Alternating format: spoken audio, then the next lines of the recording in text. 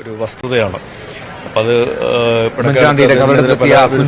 ആരോപണങ്ങൾ ഉണ്ടായിട്ടുണ്ടെങ്കിൽ അതെല്ലാം തെറ്റാണ് എന്ന് തെളിയിച്ച് എനിക്ക് തോന്നുന്നൊരു സമാധാനത്തിലൂടെയാണ് അദ്ദേഹം ഈ ലോകത്തിൽ നിന്ന് ഇവിടെ വാങ്ങിയത്. പക്ഷേ കേരളം കണ്ടിട്ടുള്ള ഏറ്റവും വലിയൊരു വിലാപയാത്രയായിരുന്നു, അല്ലെങ്കിൽ ഒരു യാത്രയപ്പായിരുന്നു കേരളത്തിലെ ജനങ്ങൾ അദ്ദേഹത്തിന് കൊടുത്തത്.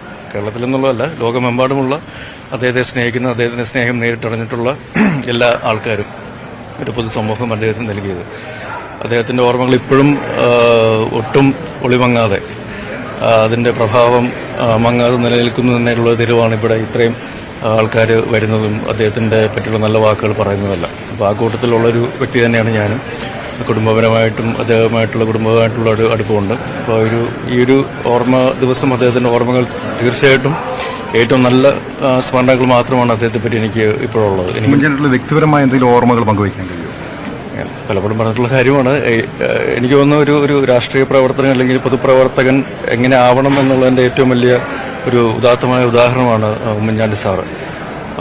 നമ്മൾ പലപ്പോഴും കാണാറുണ്ട് 24/7 അല്ലെങ്കിൽ 24 മണിക്കൂറും എല്ലാ ആഴ്ചയും 7 ദിവസവും അല്ലെങ്കിൽ ഒരു ദിവസത്തിന് 24 മണിക്കൂറും ഒരു വർഷത്തിന് 365 ദിവസവും പ്രവർത്തിച്ചുകൊണ്ടിരിക്കുന്ന ഒരു സ്ഥാപനം അല്ലെങ്കിൽ ഒരു വ്യക്തി എന്നുള്ളത് നമുക്ക് അദ്ദേഹത്തെ പറയാം. അദ്ദേഹം ഒരു സ്ഥാപനം തന്നെയായിരുന്നു. അദ്ദേഹത്തിൻ്റെ ഏത് അർദ്ധരാത്രിയിലും അല്ലെങ്കിൽ ഏത് അസമയത്തും അദ്ദേഹത്തോട് നമുക്ക് നേരിട്ട് ബന്ധപ്പെടാനുള്ളൊരു അവസ്ഥയുണ്ട്. അപ്പോൾ അത് അന്നും എന്നും എനിക്കൊന്ന് ഇന്നും അദ്ദേഹം ജനങ്ങളോട് ജീവിക്കുന്നതിൻ്റെ ഒരു വസ്തുത തന്നെയാണ് അദ്ദേഹത്തിൻ്റെ ഒരു ഓർമ്മ ദിവസം നമ്മൾ കാണുന്ന സ്നേഹവും അദ്ദേഹത്തിനെ പറ്റിയ ആൾക്കാർ പറയുന്ന നല്ല വാക്കുകളല്ല. ഈ അവസരത്തിൽ അദ്ദേഹത്തിൻ്റെ ഓർമ്മകൾ കുടുംബത്തോടൊപ്പം തന്നെ ഞാനും അനുസ്മരിക്കുന്നു. Thank U.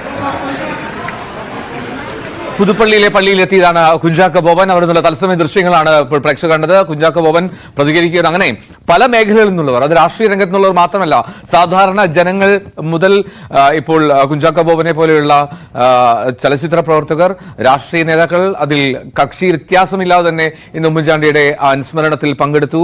വിവിധ മത സാമുദായിക നേതാക്കളും ചടങ്ങിനെത്തിയിരുന്നു എന്നുള്ളതാണ് ഏറ്റവും ശ്രദ്ധേയം. അങ്ങനെ എല്ലാവർക്കും സ്വീകാര്യനായിട്ടുള്ള ഒരു നേതാവിന്റെ 1ാം ഓർമ്മ ദിനമാണ് ഇന്ന്. ഉമ്മൻചാണ്ടി മരിച്ചിട്ട്